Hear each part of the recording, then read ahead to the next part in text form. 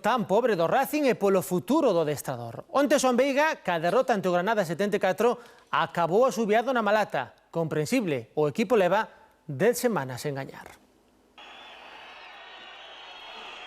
Estoupou a malata. Tras 10 xornadas sen gañar, o público non aguantou máis e pediu a demisión dos técnicos racinguistas. De nada serviu que os ferroláns adiantaran no marcador aos 11 minutos. Jonathan Pereira volveu facer das súas e acabou servindo a Medina, que só tivo que empurrar a pelota. Foi o premio a un Racing superior na primeira metade. Pero a volta do descanso o encontro cambiou radicalmente. Aos 3 minutos, Luque igualaba o partido aproveitando un pase de Aranda. Entrambos resultaron decisivos na remontada andaluza.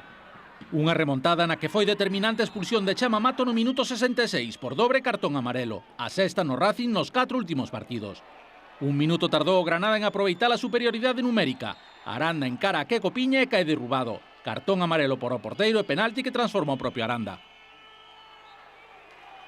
E unha mostra do desorde amosado polo Racing, ímola ver no terceiro tanto andaluz. Falta a prol do conxunto ferrolán, que se convirte nun rápido contraataque granadino, culminado por Luque de xeito fulminante.